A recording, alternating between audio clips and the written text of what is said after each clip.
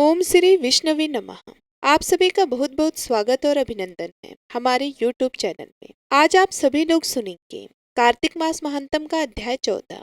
इसी के साथ आप सुनेंगे भगवत गीता का पाठ, विष्णु चालीसा का पाठ, तुलसी माता की कथा और तुलसी माता की आरती। नारद जी बोले कि हे राजन, वहाँ देवताओं द्वारा बोए हुए बीजों से 3 वनस्पति उत्पन्न हुई। ब्रह्मा के स्त्री के बीजों से धात्री अर्थात आंवला और लक्ष्मी के बीजों से मालती, गौरी के दिए हुए बीजों से तुलसी। ये कर्म अनुसार रजोगुण, सतोगुण और तमोगुण हुई।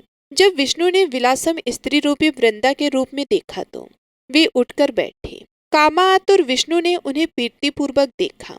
तुलसी तथा धात्री ने विष्णु की ओर प्रेम से देखा। जो बीज लक्ष्मी ने ईर्ष्या करके दिया था, उससे उत्पन्न हुई स्त्री लक्ष्मी से ईर्ष्या करने लगी, अतः उसका अति निंदी नाम बर्बरी रखा। धात्री और तुलसी विष्णु को प्रीति देने के कारण प्रीति बढ़ाने वाली हुई। जब विष्णु भगवान उस दुख को भूल गए, तब देवताओं ने उन्हें नमस्कार किया। देवों द्वारा स्तुति करने पर विष्णु जी उन दोनों को संग लेकर बैकुंठ को चले गए। इसी से कार्तिक मास के उद्यापन में तुलसी के वृक्ष के पास विष्णु भगवान का पूजा होता है और ये विष्णु भगवान की प्रीति को बढ़ाने वाली है। तुलसी वन सब पापों को हरने वाला और कर्मों को देने वाला है। जो कोई इसको घर में लगाते हैं, वहाँ यमदूत कभी नहीं आते। नर्मदा का दर्शन, गंगा स्नान और तुलसी वन का संसर्ग, यह तीनों समान है। तुलसी के लगाने, पालने, पानी देने, दर्शन और स्पर्श से मनुष्यों की वाणी, मन और शरीर से हुए पापों का समन होता है। जो तुलसी की मंजरी से विष्णु भगवान और भगवान शिव का पूजन करते हैं, वे गर्भ में नहीं आते हैं। निसंदेह वे मुक्ति को पा जाते हैं। पुष्कर जैसे तीर्थ, गंगा जैसी नदी, वासुदेव जैसे देवता, ये सब तुलसी में निवास करते हैं। तुलसी की रज लगकर प्राणों को छोड़ने वाले सैकड़ों पापों से युक्त होने पर भी यमराज उनको नहीं देख सकता है। तुलसी लकड़ी के चंदन को धारण करने वाले के शरीर को भी पाप स्पर्श नहीं करता। हे राजन, जहाँ तुलसी की छाया होती है, वहाँ श्राद्ध करना चाहिए, वे अक्षय होता है। नरपोत्तम आमली की छाया में जो पिंडदान करता है, उनके नरक में पड़े पितर भी तृप्त हो जाते हैं। हे राजन, माथे में, मुख में, देह में जो आमले को धारण करता है, वे स्वयं ही हरि जनाना चाहिए। आमले का फल तुलसी और द्वारिका की रज, ये जिसके शरीर में स्थित है, वे मनुष्य जीवन मुक्त कहा जाता है। आमले तथा तुलसी दल मिले हुए जल में जब कोई स्नान करता है, उसको गंगा स्नान का पूर्ण फल मिलता है। जो मनुष्य आंवले के पत्तों और फलों से विष्णु भगवान का पूजन करता है, उसे सुवर्ण और मोती से पूजन करने वाला फल प्राप्त होता है। तीर्थ, मुनि, देवता यज्ञ कार्तिक के महीने में तुला के सूर्य में आंवले के वृक्ष में निवास करते हैं। जो मनुष्य द्वादशी तिथि को तुलसी और कार्तिक के महीने में आंवले को तोड़ता है, वे निंदनीय नरक को प्राप्त करता है। कार्तिक के मास में आंवले की छाया में बैठकर अनन भोजन करता है, उसका 1 वर्ष का पाप नष्ट हो जाता है तथा पूजन करना जीवन को सुखी बनाता है। विष्णु भगवान की महिमा की भांति धात्री और तुलसी के महात्म्य को चतुर्मुख ब्रह्मा भी नहीं कह सकते। जो मनुष्य धात्री और तुलसी के जन्म की कथा को भक्ति से सुनते हैं और सुनाते हैं, वे निष्पाप होते हैं और अपने पुरखों समेत विमान में बैठकर स्वर्ग को चले जाते हैं। इसके आगे का वृतांत आप अगले अध्याय में सुनेंगे। अब आप सुनिए भगवत गीता का यह अध्याय। अर्जुन ने भगवान श्री कृष्ण से कहा कि हे भगवान, ब्रह्म क्या है, अध्यात्म क्या है और कर्म क्या है, अधिभूत को क्या कहते हैं और अधिदेव किसे कहते हैं। हे मधुसूदन, अधियज्ञ कौन है और यह अधियज्ञ शरीर में कैसे रहता है। हे कृष्ण, दृढ़ मन से आपकी भक्ति में लीन रहने वाले मृत्यु के समय आपको कैसे जान पाते हैं। परम दयालु भगवान ने कहा, परम अविनाशी सत्ता को ब्रह्म कहा जाता है। किसी मनुष्य की अपनी आत्मा को अध्यात्म कहा जाता है। प्राणियों के दैहिक व्यक्तियों से संबंधित कर्मों और उनके विकास प्रक्रिया को कर्म या साकाम कर्म कहा जाता है। हे देहधारियों में श्रेष्ठ, भौतिक अभिव्यक्ति जो निरंतर परिवर्तित होती रहती है, उसे अधिभूत कहते हैं। भगवान का विश्व रूप जो इस सृष्टि में देवताओं पर भी शासन करता है, उसे अधिदेव कहते हैं। सभी प्राणियों के हृदय में स्थित मैं परमात्मा अधियज्ञ, यह सभी यज्ञों का स्वामी कहलाता हूँ। वे जो शरीर त्यागते समय मेरा स्मरण करते हैं वे मेरे पास आएंगे। इस संबंध में निश्चित रूप से कोई संदेह नहीं है। हे कुंती पुत्र, मृत्यु के समय शरीर छोड़ते हुए मनुष्य जिसका स्मरण करता है वे उसी गति को प्राप्त होता है, क्योंकि वे सदैव ऐसे चिंतन में लीन रहता है। इसलिए सदा मेरा स्मरण करो और युद्ध लड़ने के अपने कर्तव्य का भी पालन करो। अपना मन और बुद्धि मुझे समर्पित करो, तब तुम निश्चित रूप से मुझे पालोगे, इसमें कोई संदेह नहीं है। हे पार्थ, अभ्यास के साथ जब तुम अविचलित भाव से मन को मुझ पुरुषोत्तम भगवान के स्मरण में लीन करते हो, तब तुम निश्चित रूप से मुझे पालोगे। भगवान सर्वज्ञ आदि पुरुष, नियंता, सूक्ष्म से सूक्ष्मतम, सबका पालक, अज्ञानता के सभी अंधकारों से परे और सूर्य से अधिक तेजवान है और अचिंतनीय दिव्य स्वरूप के स्वामी हैं। मृत्यु के समय जो मनुष्य योग्य के अभ्यास द्वारा स्थिर मन के साथ अपने प्राणों को भव के मध्य स्थित कर लेता है और दंडता पूर्वक पूर्ण भक्ति से दिव्य भगवान का स्मरण करता है, वे निश्चित रूप से उन्हें पा लेता है। वेदों के ज्ञाता उसका वर्णन अविनाशी के रूप में करते हैं। महान तपस्वी ब्रह्मचर्य व्रत का पालन करते हैं और उसमें स्थित होने के लिए सांसारिक सुखों का त्याग करते हैं। मैं तुम्हें इस मुक्ति के मार्ग के संबंध में संक्षेप में बताऊंगा। शरीर के समस्त द्वारों को बंद कर मन को हृदय स्थल पर स्थिर करते हुए और प्राण वायु को सिर पर केंद्रित करते हुए मनुष्य को दृढ़ योगिक चिंतन में स्थित हो जाना चाहिए। जो देह त्यागते समय मेरा स्मरण करता है और पवित्र अक्षर ओम का उच्चारण करता है वह परम गति को प्राप्त करेगा। हे पार्थ, जो योगी अनय भक्ति भाव से सदैव मेरा चिंतन करते हैं उनके लिए मैं सरलता से सुलभ रहता हूँ, क्योंकि वो निरंतर मेरी भक्ति में तल्लीन रहते हैं। मुझे प्राप्त कर महान आत्माएं फिर कभी इस संसार में पुनः जन्म नहीं लेती।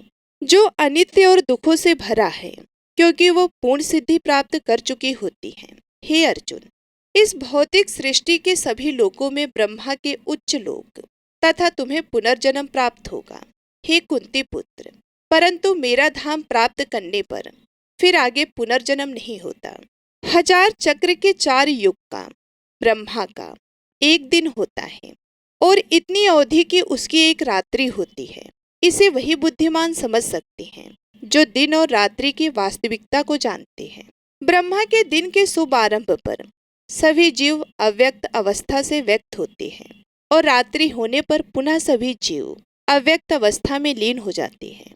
ब्रह्मा के दिन के आगमन के साथ असंख्य जीव पुनः जन्म लेते हैं और ब्रह्मांडीय रात्रि के आने पर अगले ब्रह्मांडीय दिवस के आगमन पर स्वतः पुनः प्रकट होने के लिए विलीन हो जाते हैं। व्यक्त और अव्यक्त सृष्टि से परे अन्य अव्यक्त शाश्वत आयाम है।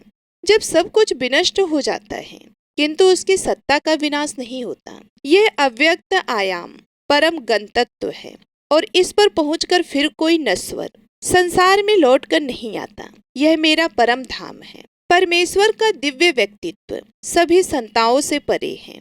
यद्यपि वे सर्वव्यापक हैं और सभी प्राणी उसके भीतर रहते हैं, तथापि उसे केवल भक्ति द्वारा ही जाना जा सकता है।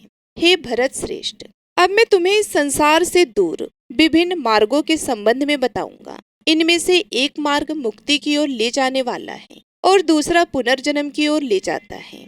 वे जो पर ब्रह्मा को जानते हैं और जो उन 6 मासों में जब सूर्य उत्तर दिशा में रहता है, चंद्रमा के शुक्ल पक्ष की रात्रि और दिन के शुभ लक्षण में देह का त्याग करते हैं, वे परम गंतव्य को प्राप्त करते हैं। वैदिक कर्म कांडों का पालन करने वाले साधक चंद्रमा के कृष्ण पक्ष की रात्रि में धुएं के समय जब सूर्य दक्षिणायान में रहता है कि 6 माह के भीतर मृत्यु को प्राप्त होते हैं।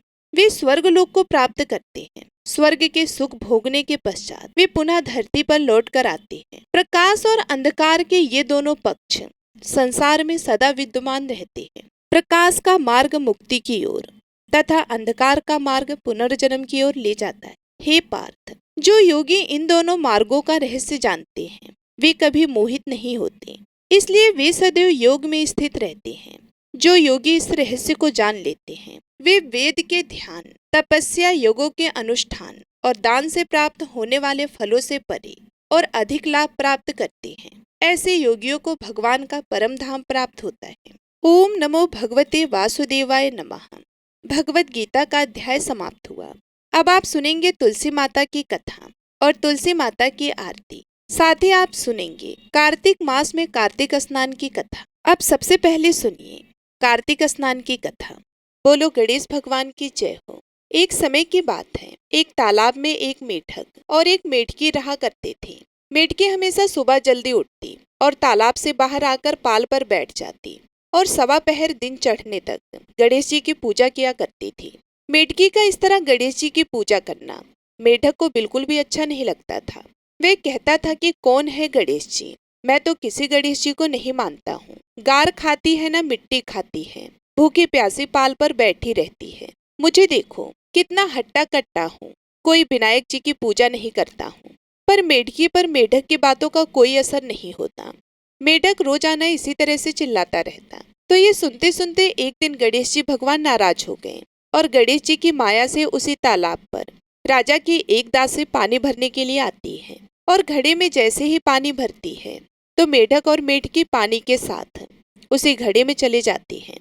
तो वे घर ले जाकर उस पानी के घड़े को भट्टी पर चढ़ा देती हैं और नीचे से आग जला देती हैं। तो जैसे ही पानी गर्म होता है तो मेढक तो बुरी तरह से जलने लगता है और जोर जोर से चीखने लगता है और मेढकी अपने गणेश जी की पूजा में लगी रहती है। तो वे कहता है कि मेढकी, मैं तो गर्म पानी में जल रहा हूँ और तुम आराम से बैठी हो। तो वे बोली, नहीं, मैं तो बिल्कुल नहीं जल रही, मुझे तो ठंडी ठंडी हवा आ रही है। तो मेढक कहने लगा कि कैसी बातें कर रही हो, घड़े के अंदर पानी उबल रहा है और तुम कह रही हो कि मुझे तो ठंडी हवा आ रही है। तो मेढकी कहने लगी कि मैं तो गणेश जी की पूजा करती हूँ और गणेश जी भगवान मेरी रक्षा करते हैं। तो यह सुनकर मेढक कहने लगा कि आज तो तेरे गणेश जी का ध्यान कर, हम इस मुसीबत से छूट जाएं, हमारी जान बच जाए। फिर आज के बाद मैं भी तुम्हारे साथ रोजाना सवा पहर दिन चढ़ने तक गणेश जी की पूजा किया करूंगा। तब तक कुछ भी नहीं खाऊंगा, पूजा करने के बाद ही गार मिट्टी खाया करूंगा। तो मेढक के कहने पर मेढकी ने मन ही मन गणेश जी का स्मरण किया। तो गणेश जी की माया से वहां पर दो सांड लड़ते हुए आए और उस मटके से टकरा गए। मटका फूट गया और मेढक और मेढकी बाहर निकलकर तालाब में पहुंच गए। अब मेढक को गणेश जी की माया समझ में आ गई। अब वे भी रोजाना मेढकी के साथ सवा पहर दिन चढ़ने तक तालाब की पाल पर बैठकर गणेश जी भगवान की पूजा अर्चना किया करता था। हे गणेश जी महाराज, जैसे आपने मेढक और मेढकी की रक्षा की, वैसी ही हमारी और हमारे परिवार की रक्षा करना। सुख समृद्धि सुख सौभाग्य बनाए रखना। बोलो गणेश जी महाराज की जय। अब आप सुनेंगे तुलसी माता की कथा और तुलसी माता की आरती। एक बार एक गांव में एक बुजुर्ग महिला रहा करती थी। वह बहुत ही पूजा पाठ किया करती थी। वह रोज तुलसी माँ की पूजा करती थी। वह बुजुर्ग महिला रोज तुलसी माता से कहती कि हे तुलसी माँ, तुम मुझे बहू दो, पीताम्बर की धोती दो, मीठा मीठा ग्रास दो, बैकुंठ में वास दो, चटक की चाल दो, पटक के मौत दो, चंदन का काट दो, रानी सा काज दो, दाल भात का भोजन दो, ग्यारस की मौत दो और कृष्ण जी का कंधा दो। वे बुजुर्ग महिला हर महीने में तुलसी माता की रोज पूजा करती और उनके विरले को रोज सींचती। तुलसी माता बुजुर्ग महिला की बात सुनकर धीरे धीरे सूखने लगी। तभी भगवान श्री कृष्ण जी ने देखा कि तुलसी माता सूख रही हैं और तभी एक दिन भगवान श्री कृष्ण तुलसी माता जी के पास प्रकट हुए और भगवान श्री कृष्ण जी ने तुलसी माता से पूछा कि तुम क्यों सूख रही हो? सभी महिलाएं तुम्हारी पूजा करती हैं और तुमको रोज सींचती हैं, लेकिन फिर भी तुम सूखती जा रही हो, इसका कारण क्या है? जिसके बाद तुलसी माता ने भगवान श्री कृष्ण जी से कहा कि हे प्रभु, एक बुजुर्ग महिला मेरे पास रोज आती है और रोज एक ही बात बोलती है। कहती है कि हे तुलसी माता सबकी दाता, मैं तेरा बिरला सींचती हूँ, तुम मुझे बहू दे, पीताम्बर की धोती दे, मीठा मीठा ग्रास दे, बैकुंठ में वास दे, चटक की चाल दे, पटक के मौत दे, चंदन का काट दे, रानी सा रास दे, दाल भात का भोजन दे, 11 के मौत दे और कृष्ण जी का कंधा दे। मैं उस बुजुर्ग महिला की सारी मनोकामनाएं पूरी कर सकती हूँ, लेकिन उसकी एक मनोकामना पूरी नहीं कर सकती। मैं कृष्ण जी का कंधा कहाँ से दूंगी? भगवान श्री कृष्ण जी तुलसी माता की बात सुनकर जोर जोर से हंसने लगे। और फिर भगवान श्री कृष्ण जी ने तुलसी माता जी से कहा कि तुम चिंता मत करो, जब ये बुजुर्ग महिला की मृत्यु होगी तब मौके पर मैं उसको कंधा दे दूंगा। अब सुबह जब वह पूजा करने आए तब कह देना कि सब कुछ तुम्हें मिल जाएगा। कुछ दिनों बाद वह वृद्ध महिला ठोकर खाकर रास्ते में गिरकर मर गई। पूरे गांव के सभी लोग आए और उस महिला को सभी लोग धर्मात्मा मानते थे। उसको तुलसी जी की डोकरी कहते थे। उसके परिवार में कोई भी नहीं था, इसलिए गांव वाले ने ही उसके अंतिम संस्कार करने की योजना बनाई और उसे नहलाकर जब बैकुंठी पर बिठाने के लिए उसे उठाने लगे तो उसका मृत शरीर इतना भारी हो गया था कि उसे कोई उठा ही नहीं पाया। यह सब देखकर वहां के सभी लोग तरह तरह की बातें करने लगे और कहने लगे कि यह इतना पूजा पाठ करती थी, हर समय माला फेरती थी, इसलिए यह इतनी भारी हो गई है। वे पूरे गांव में चर्चा होने लगी कि डोकरी माई कोई भक्ति नहीं करती थी, यह छल कपट करती थी। हम जिसे धर्मात्मा समझते थे वह पापी है जो कि किसी से भी नहीं उठ पा रही है। यह इसके कर्मों की सजा है। इधर भगवान ने सोचा कि मेरे भक्तों की निंदा हो रही है, इसलिए भगवान ने बूढ़े ब्राह्मण का भेष धारण करके वहां पर आए और वहां पर एक व्यक्ति से पूछने लगे कि यहाँ पर इतनी भीड़ क्यों लगी है, जिससे लोग कहने लगे कि यह डोकरी माई मर गई हैं और पाप इतना था कि जिससे ये उठ नहीं पा रही हैं। सब उठा उठा कर थक गए। तब ब्राह्मण ने कहा कि मुझे एक बात डोकरी के कानों में कहने दो, फिर वे देखो कैसे उठती हैं। तो सभी लोगों ने कहा कि आप भी प्रयास करके देख लीजिए। तब भगवान ने उस वृद्ध महिला के कानों में कहा कि हे डोकरी माई, देखो मैं आ गया हूँ। और जो डोकरी पूजा करते समय शब्द कहती थी वह शब्द उसके कानों में कहने लगे, तू बिड़ला सेज तेरा मैं करूँ निस्तारा, मेरा डोकरी माई बहू ले, बेटी ले पोता ले, लड्डू ले पीताम्बर की धोती ले, गहना ले घी का घड़ा ले, मीठा मीठा खीर और पूड़ी ले, दाल भात का भोजन ले, धन दौलत ले बेटा पोता को ले, काम ले तुलसी को पताका ले, मुंह में गंगा जल ले, 11 के दिन ले, चंदन को दाग ले, श्री कृष्ण जी का कंधा ले। इतना सुनते ही डोकरी हल्की हो गई। भगवान ने बोला आओ और उसको उठाओ। भगवान ने हाथ लगाया और डोकरी उठ गई। सबको बड़ा ही आश्चर्य हुआ। उसे खूब धूमधाम से ले जाया गया।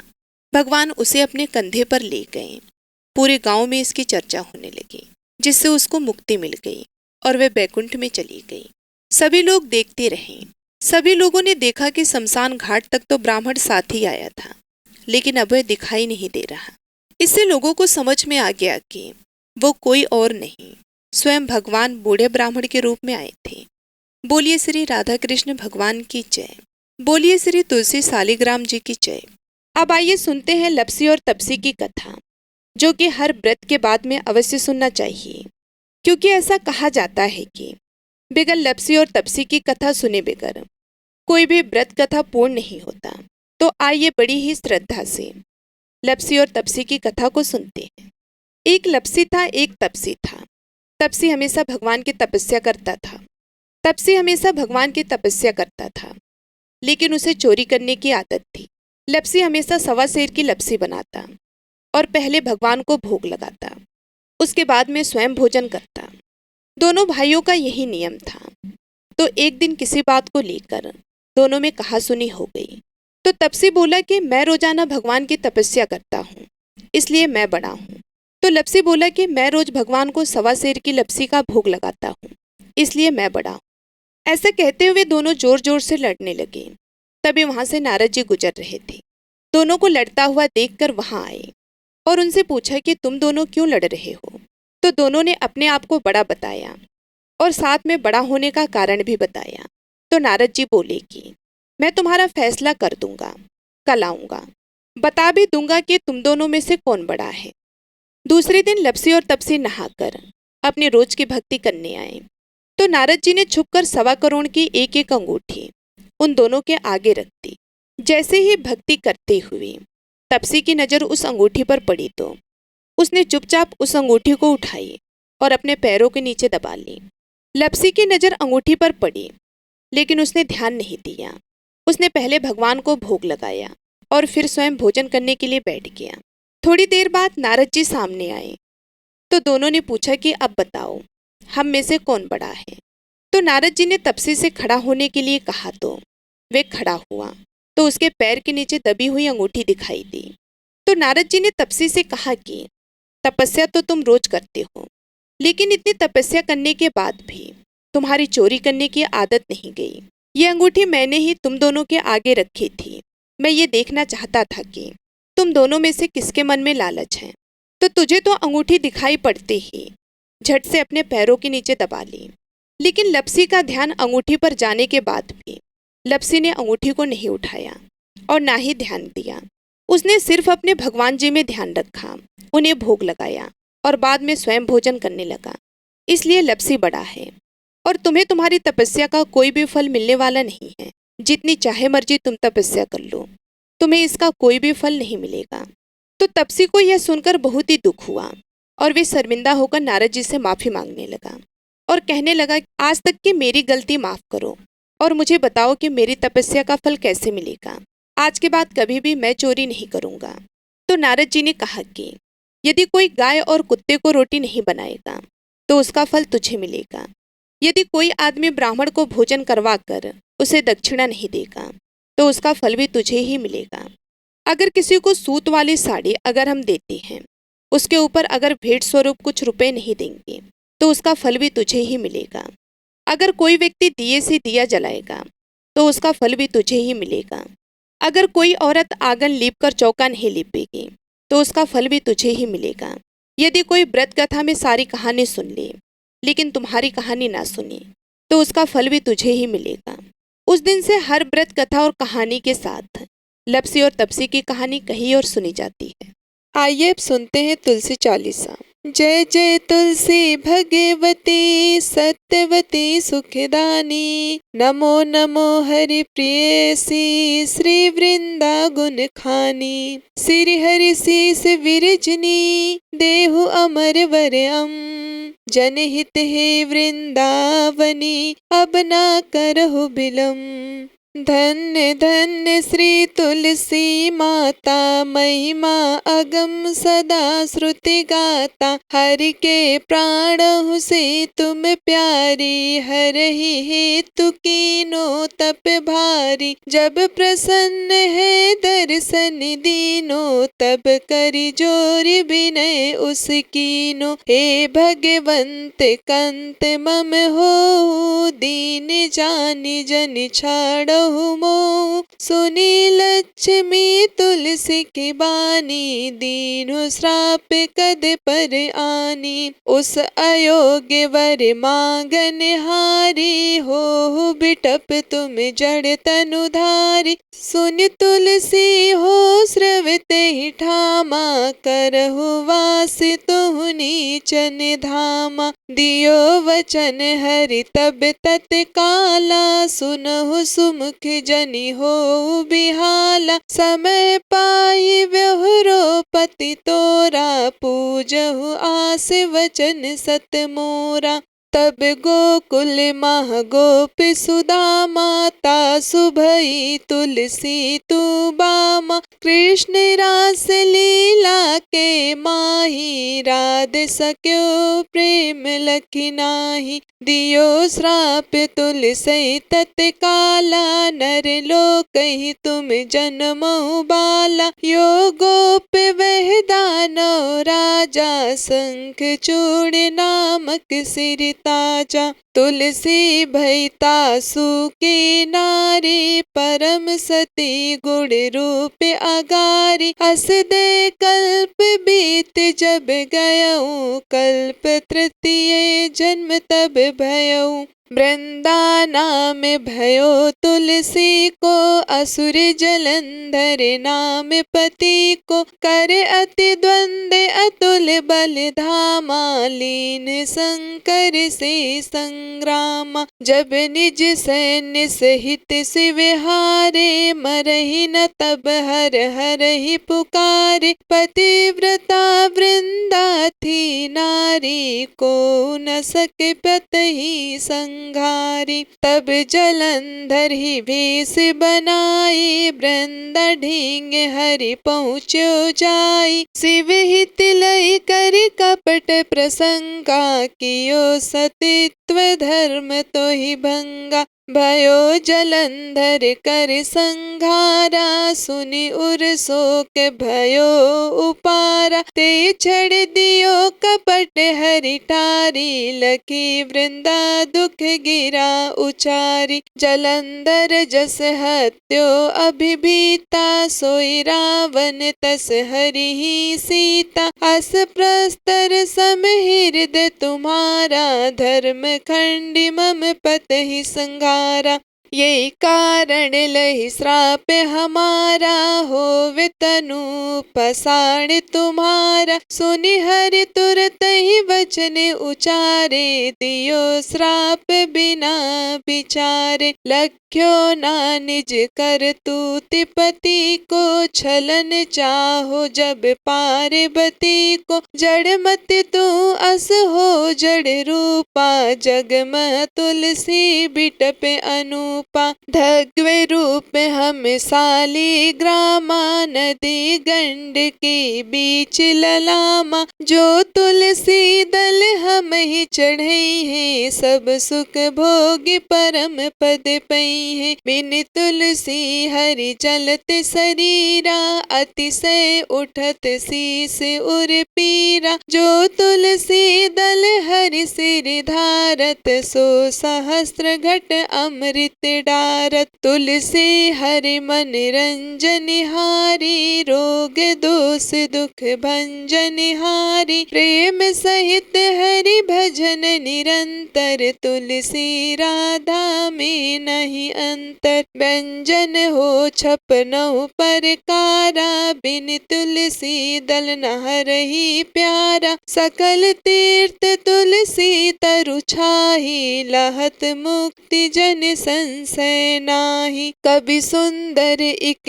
हरि गुण गावत, तुलसी निकट सहस गुण पावत। बसत निकट दुर्वासा धामा, जो प्रयास ते पूर्व ललामा। पाठ करहि जो नित्य नर नारी, होहि सुख भासै त्रिपुरारी। तुलसी चालीसा पढ़ी, तुलसी तरु ग्रह धारी। दीप दान करि पुत्र फल, पावै बंधु नारी। सकल दुख दरिद्र हरि, हार है परम प्रसन्न।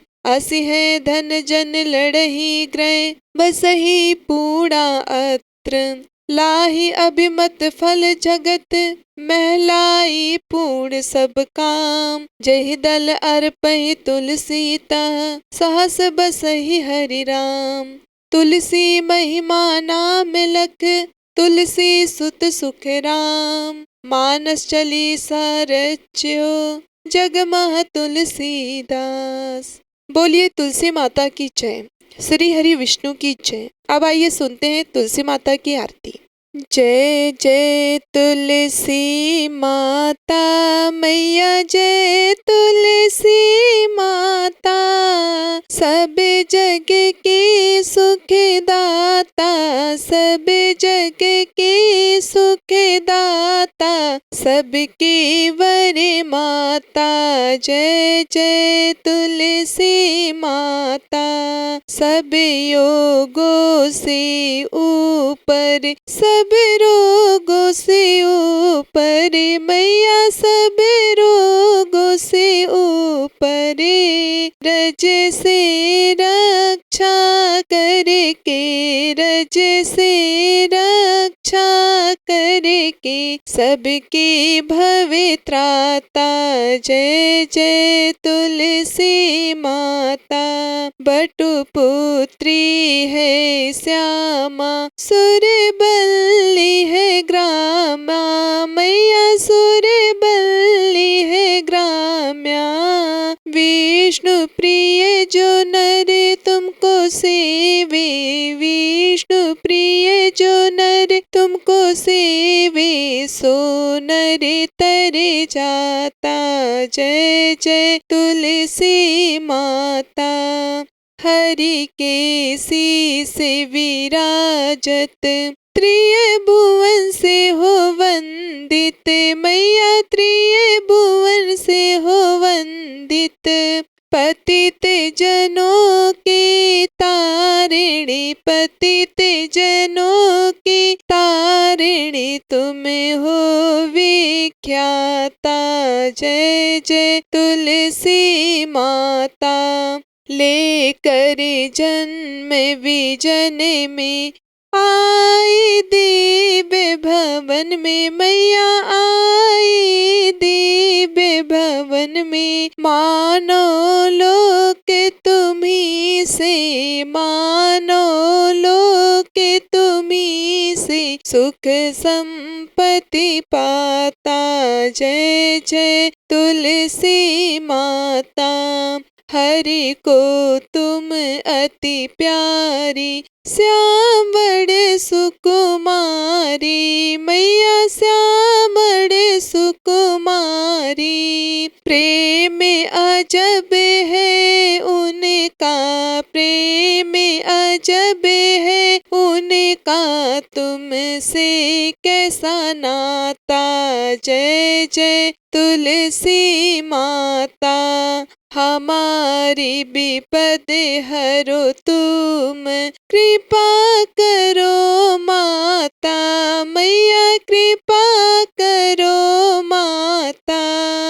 जय जय तुलसी माता, जय जय तुलसी माता, मैया जय तुलसी माता। सब जग की सुखदाता, सब जग की सुखदाता, सबकी वर माता। जय जय तुलसी माता। प्रेम से बोलिए तुलसी माता की जय, माता लक्ष्मी की जय, भगवान विष्णु जी की जय। यह थी आज की कार्तिक मास के महंतम की कथा। आशा करती हूँ आपको आज की ये कथा पसंद आई होगी और आप हमारे आने वाली वीडियो का भी इंतजार करेंगे। आप सभी का दिन शुभ एवं मंगलमय हो, इसी कामना के साथ मैं आप सभी लोगों से विदा लेती हूँ। मिलती हूँ मैं आप सभी लोगों से अगले वीडियो में। तब तक के लिए नमस्कार।